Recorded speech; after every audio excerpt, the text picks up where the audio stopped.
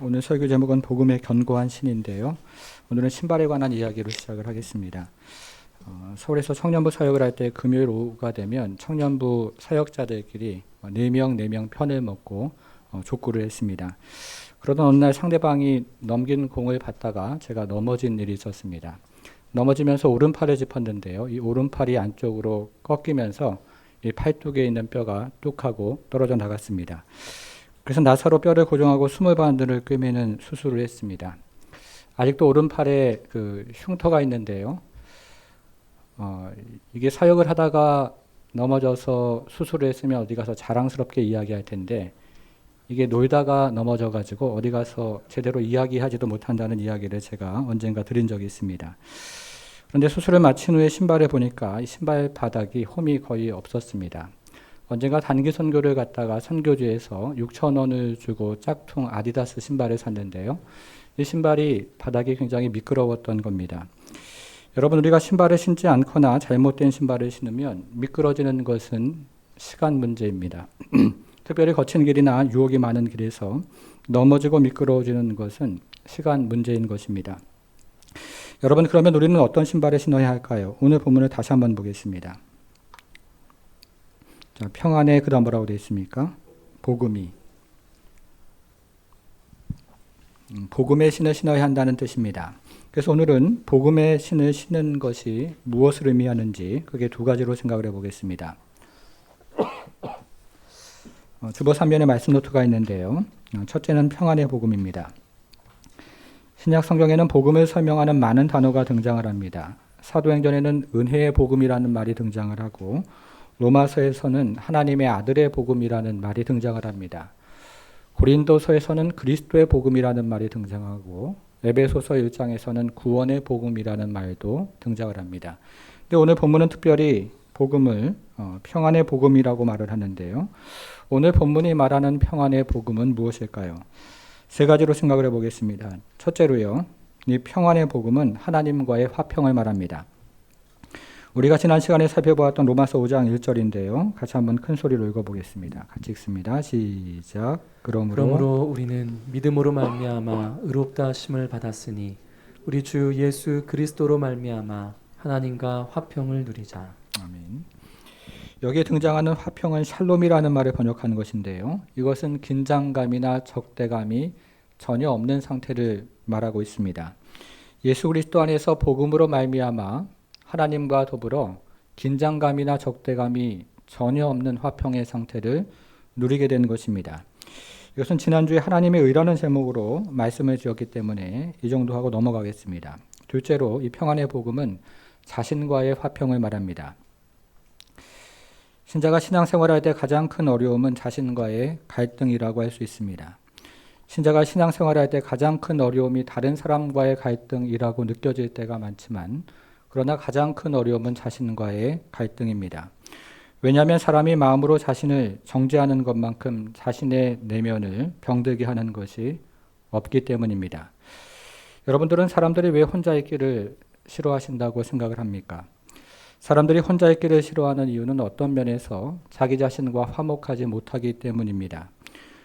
그래서 사람들은 자신의 내면의 이야기를 들어보거나 내면을 살피기보다는 TV나 핸드폰이나 공허한 만남을 통해서 자기 자신과 마주하는 것을 피하는 것입니다. 그런데 자신과 화평을 누리지 못하는 사람들의 발걸음은 무겁습니다. 아무리 좋은 환경이 있어도 벗은 발로 자갈길을 걷는 것처럼 자신과 화평을 이루지 못하는 사람들의 발걸음은 고통스럽고 그리고 아픈 것입니다.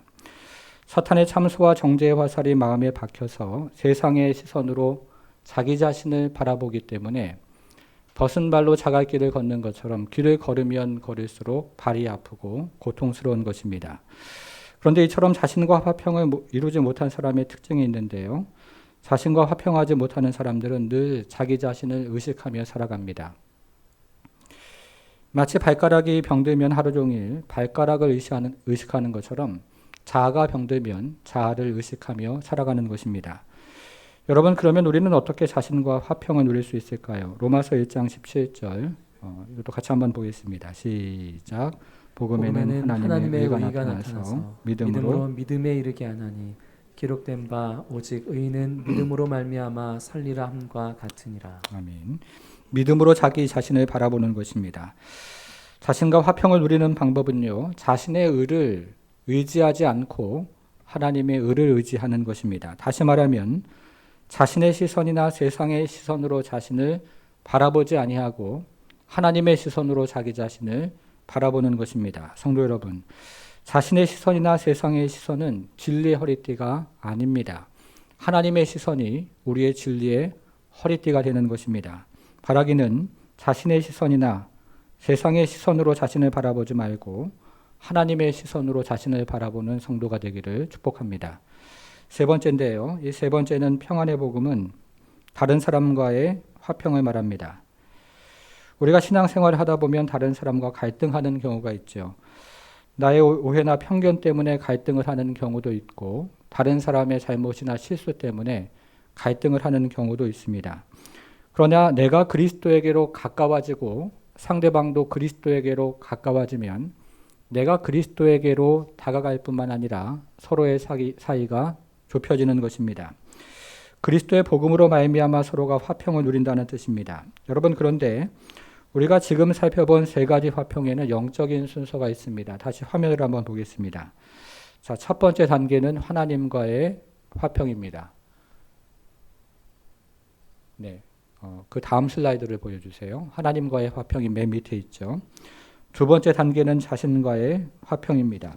세 번째 단계는요, 다른 사람과의 화평입니다. 이것이 영적인 순서입니다. 그래서 다른 사람과 끊임없이 다툼하고 분쟁을 하는 사람은 반드시 자기 자신과 화평을 이루지 못합니다. 그리고 그 내면을 조금 더 깊이 들여다보면 하나님과의 화평도 그 안에는 존재하지 않습니다. 다른 사람과 끊임없이 다툼하고 그리고 분쟁하는 사람은 자신과 화평하지 못할 뿐만 아니라 하나님과 화평을 이루지 못한다는 뜻입니다. 그래서 사도는 제일 먼저 영적 전쟁에서 승리하기 위해서 이 평안의 복음을 우선 말하고 있는 것입니다. 성도 여러분, 이 평안의 복음이 여러분 모두와 함께하기를 바랍니다. 여러분, 그런데 오늘 본문은요, 이 앞에 등장하는 평안의 복음이라는 말보다 뒤에 등장하는 복음의 신을 신는다는 말이 더 중요한 말입니다. 그래서 지금부터 둘째, 견고한 복음이라는 제목으로 복음의 신을 신는 것이 어떤 의미를 가지고 있는지를 함께 생각을 해보겠습니다. 자, 오늘 본문을 다시 한번 보겠습니다. 같이 한번 큰 소리로 읽어볼게요. 시작. 평안의 복음이 준비한 것으로 신을 신고. 저는 그 본문이 우리말 번역이 다소 좀 어렵다는 생각이 드는데요.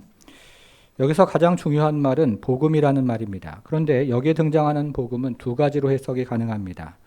먼저 여기에 등장하는 복음을 목적어로 해석할 수가 있는데요. 여기에 등장하는 복음을 목적어로 해석을 하면 복음을 전할 준비를 하라, 이런 의미가 됩니다. 이것은 좋은 소식을 전하는 자들의 발길이 아름답다 하는 이사야 52장 7절 말씀, 그리고 그것을 인용한 로마서 10장 15절 말씀을 배경으로 하고 있습니다. 그래서 많은 사람들은 이 구절 에베소서 6장 15절을 복음을 전하라, 이런 말로 이해를 합니다. 여러분, 그러나 오늘 본문의 맥락은 영적 전쟁을 말하고 있기 때문에 이 구절을 복음을 전하라, 이런 뜻으로 이해하기는 다소 무리가 있다는 생각이 듭니다. 그래서 저는 여기에 등장하는 복음을 주어로 해석하는데요. 여기에 등장하는 복음을 주어로 해석하면 복음으로 무장을 하라, 이런 뜻이 됩니다. 마귀를 대적할 수 있도록 복음으로 무장을 하십시오, 이런 의미가 되는 것입니다. 자, 이것을 지난주에 살펴본 말씀과 연결해서 생각을 해보겠습니다. 첫째로요, 우리는 가장 먼저 진리의 허리띠를 허리에 동여매서 나풀거리는 옷을 고정하고 몸의 중심을 바로잡아야 합니다. 둘째로, 그런 다음에 의의 흉배를 가슴에 붙여서 자기 의에 빠지지도 말아야 하고 그리고 자책감에 빠지지도 말아야 합니다. 셋째로, 그런 다음에 이 복음의 신을 신고 그 자리에서 일어나라는 것입니다. 진리의 허리띠를 띠고 의의 호심경을 붙였으니 그런 다음에 이제는 복음의 신을 신고 그 자리에서 일어나서 영적 전쟁을 할 준비를 하라는 뜻입니다. 여러분, 그러면 복음으로 무장하는 것을 왜 복음의 신을 신는다 하는 말로 표현을 했을까요? 전쟁의 역사에서 신발의 중요성을 제일 먼저 깨달은 사람은 알렉산더 대왕이었습니다.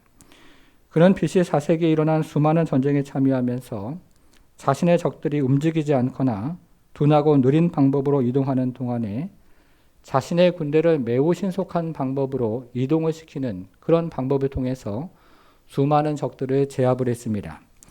다시 말하면 신속한 기동력을 통해서 수많은 적들을 제압을 했던 것입니다. 그런데 이때 알렉산더 대왕이 주목했던 것이 바로 신발이었습니다. 그는 튼튼한 신발을 많이 만들어서 군인들에게 제공을 했는데요. 이렇게 군인들이 튼튼한 신발을 신으면서 신속한 기동력이 생기고 이와 같은 신속한 기동력 때문에 많은 전쟁에서 승리를 할 수 있었던 것입니다. 그리고 이것을 모방한 사람들이 바로 로마 군인들이었습니다. 그래서 사도 바울이 이 편지를 쓸 당시에 로마 군인들은 칼리가라는 신발을 신고 다녔는데요. 이 칼리가라는 신발에는 몇 가지 특징이 있습니다. 첫째로 이 신발은 미끄러지지 않습니다. 로마 군인들은 신발 바닥이나 뒤꿈치에 징이나 못을 박았기 때문에 이 신발을 신으면 절대로 미끄러지지 않습니다. 둘째로 이 신발은 뚫리지 않습니다. 당시 로마의 적들은 나무 조각이나 막대기를 뾰족하게 만들어서 땅에 숨기고 그 위에 풀을 덮었습니다. 그래서 로마 군인들이 다가오면 이 뾰족한 나무 막대기나 그리고 이 뾰족한 나무 조각을 통해서 신발의 밑창을 뚫고 발을 찌르도록 만들었던 것입니다. 여러분, 그러면 로마 군인들이 어떻게 되겠습니까? 발에 피를 흘리는 중상을 당하거나 혹은 병균에 감염이 되어서 목숨을 잃게 됩니다.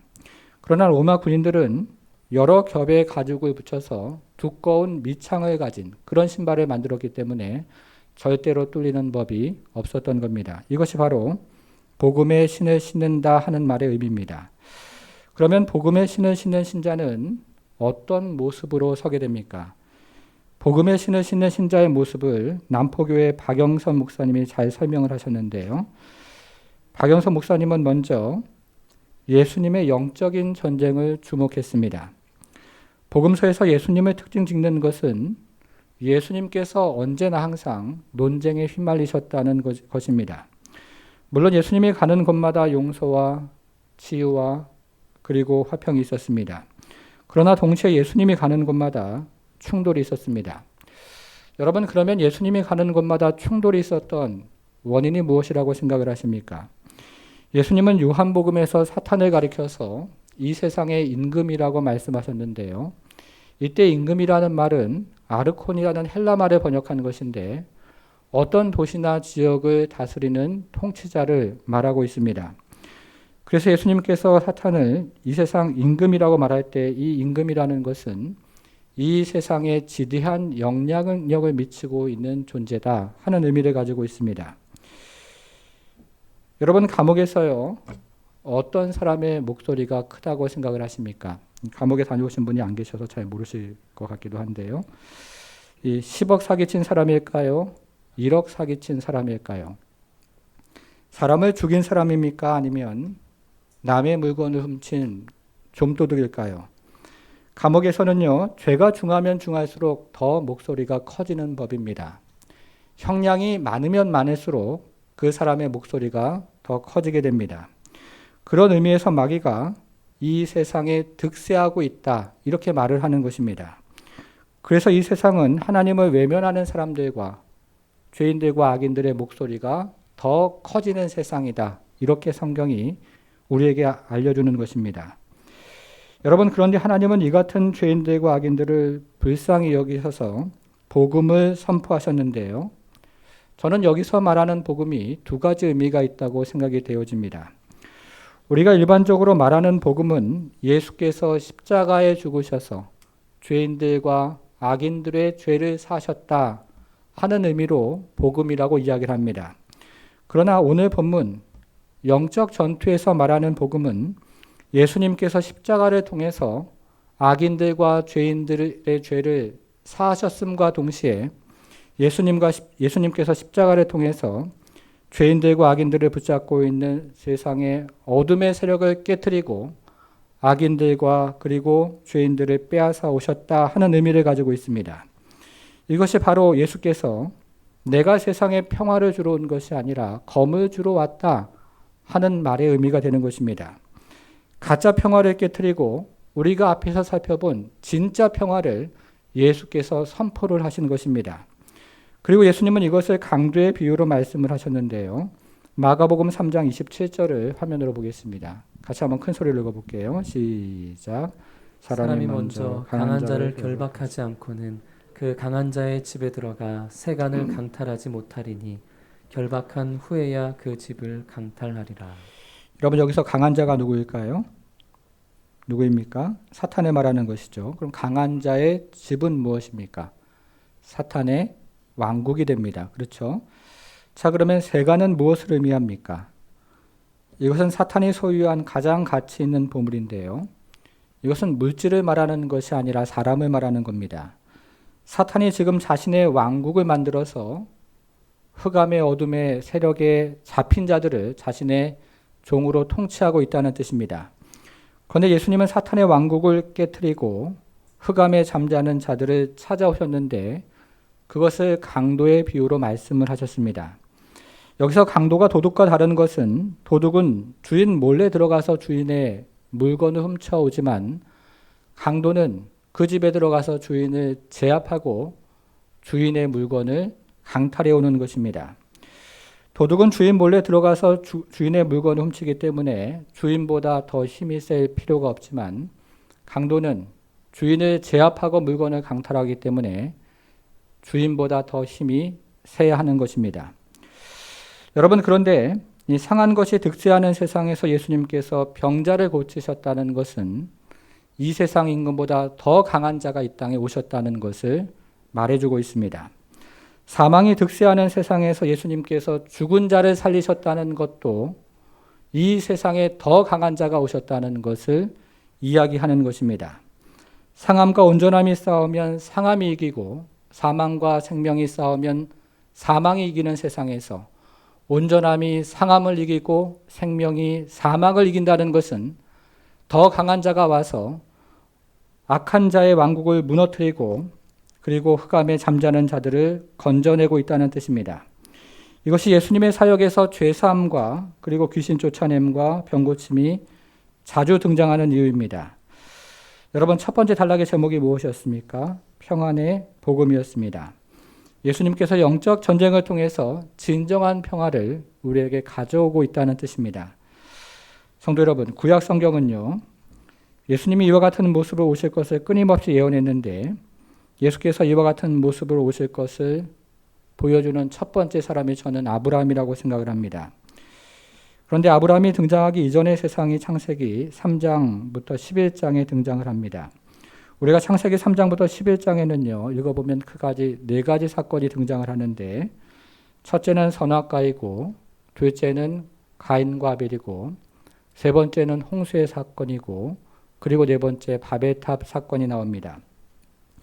그런데 이 4가지 이야기에는 반복되는 패턴이 있는데요.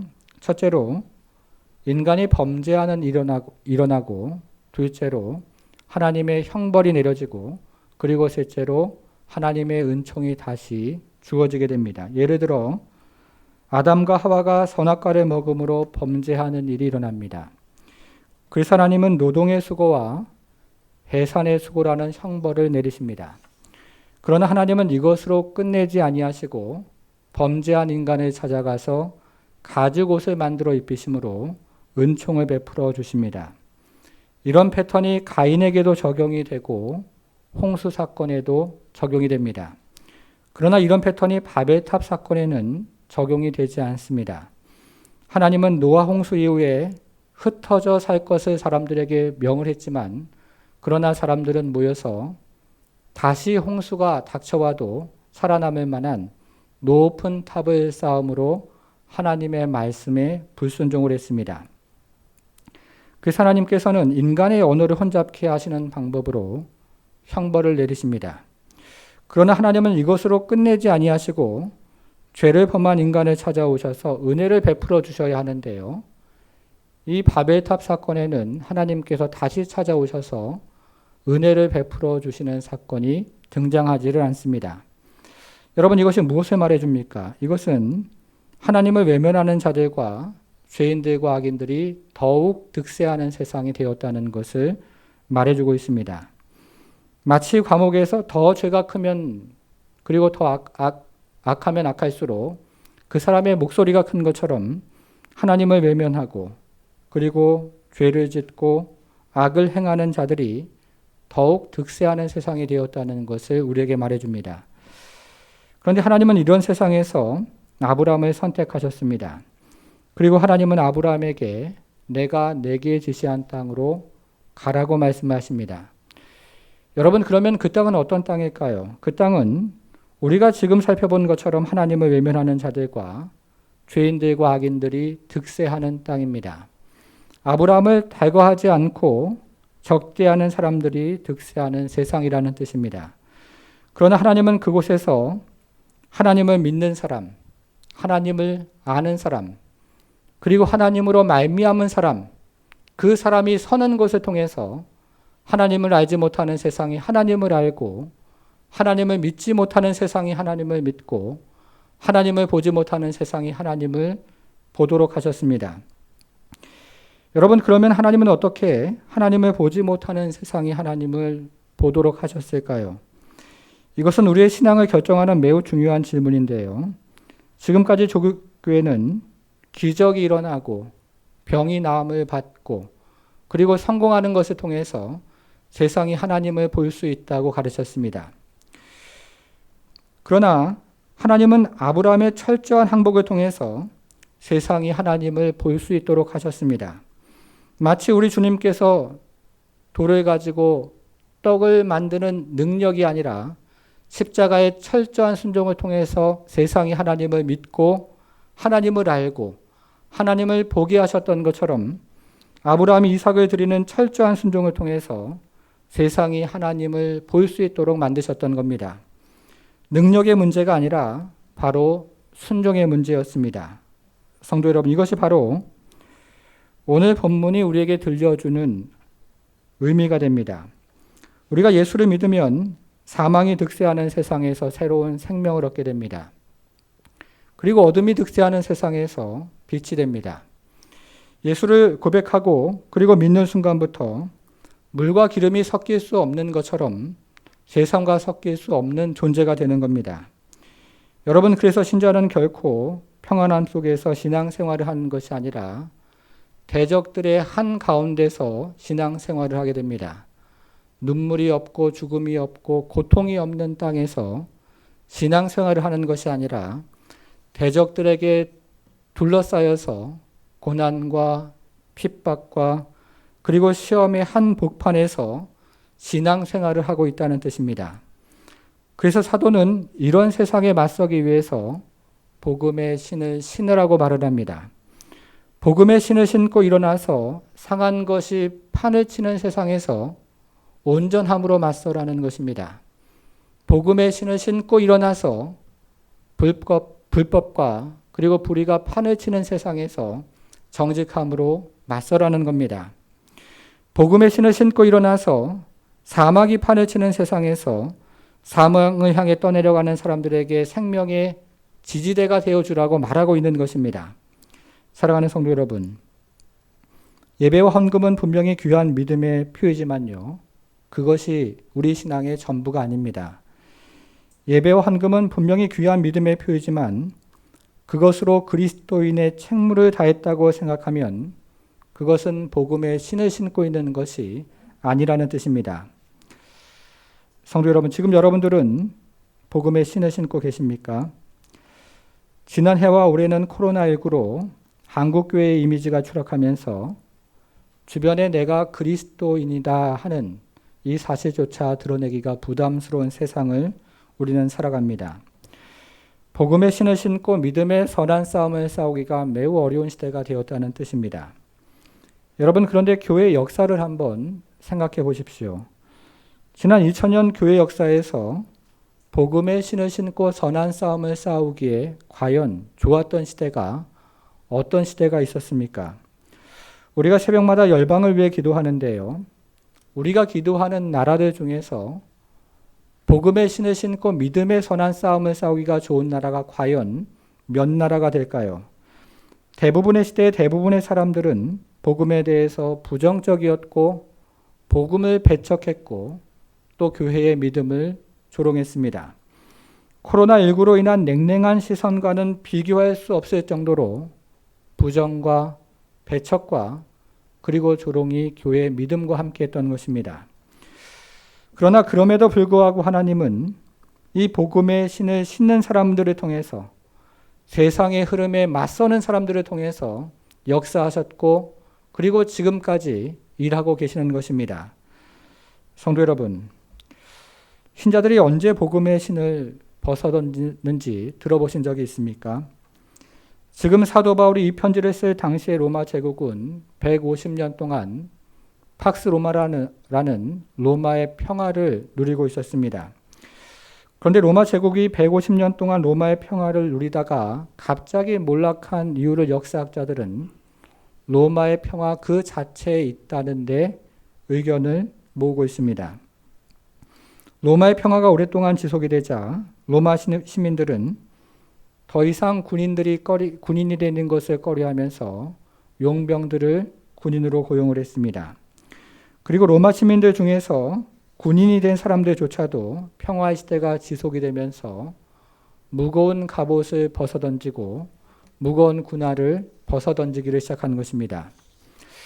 이처럼 로마 제국이 갑자기 몰락한 이유는 바로 로마의 평화 그 자체에 있었던 겁니다. 성도 여러분, 한국교회는 일제강점기와 6.25 동란을 거치면서 민족의 고난과 함께 했습니다. 그러면서 밤을 지새워 기도했고 새벽을 지새워 기도의 소리가 끊이질 않았습니다. 고난받는 교회였지만 눈물로 기도하는 교회였던 겁니다. 그러나 지난 30년 동안 교회의 번영과 평화가 지속되면서 신자들은 스스로 전신갑주를 하나씩 내려놓고 있습니다. 그리고 코로나19가 지속되면서 지금은 또 때가 아니라고 말하면서 평안의 복음의 신도 마저 내려놓고 있다는 생각이 듭니다. 사랑하는 성도 여러분, 교회의 교회됨이 무엇일까요? 그리고 신자의 신자됨은 또 무엇입니까? 교회의 교회됨은 교회가 하나님 앞에서 철저하게 항복함으로 세상이 하나님을 믿고 세상이 하나님을 알고 그리고 세상이 하나님을 보도록 만드는 것입니다. 신자의 신자됨도 철저하게 하나님 앞에 항복함으로 세상이 하나님을 알고 믿고 하나님을 보도록 섬기고 주 앞에 복종하는 것입니다. 성도 여러분, 바라기는 우리 모두가 복음의 신을 신어 신자가 신자됨을 회복하고 교회가 교회됨을 회복하는 그런 은혜가 이 자리에 있는 모든 성도들에게 함께하기를 주님의 이름으로 축원합니다. 같이 기도하겠습니다.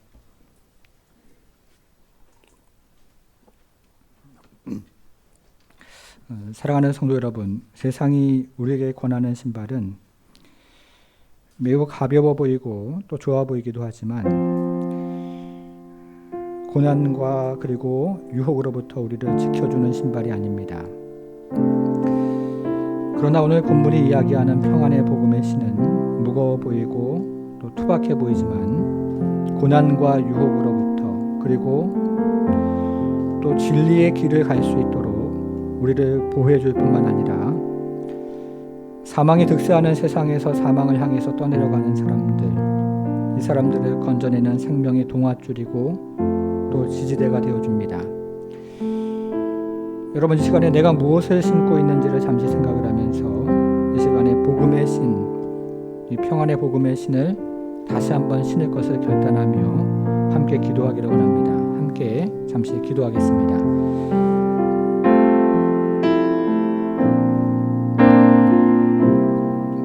하나님 아버지, 하나님께서 우리에게 주신 이 신발을 신고 복음을 대적하고 그리고 복음을 거꾸로는 세상 가운데서 우리가 다시 한번 하나님 아버지 일어서서 주 앞에 나아가는 성도들 될 수 있도록 우리 하나님 함께해 주옵소서. 사망이 득세하는 세상에서 사망을 향해서 떠내려가는 자들을 건져내는 생명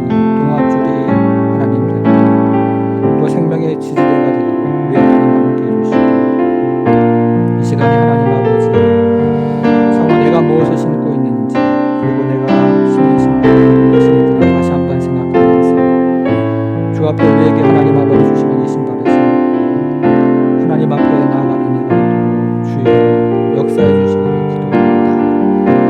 하나님 아버지 평안과 그리고 하나님 아버지 번영의 시대가 지속이 되면서 내가 원하는 하나님 아버지 가운데를 행하고 또 하나님 아버지 내가 하나님 아버지 또 마음속으로 속하는 것들을 하나님 행하는 그런 신자의 하나님 신자됨이 아니라 우리 하나님께서 주시는 이 신발을 신고 주 앞에 하나님 아버지에 나아가 기도하며 또 무릎 꿇고 생명의 은혜를 구하는 신자됨을 다시 한번 더디볼 수 있도록 우리 하나님 함께해 주옵소서.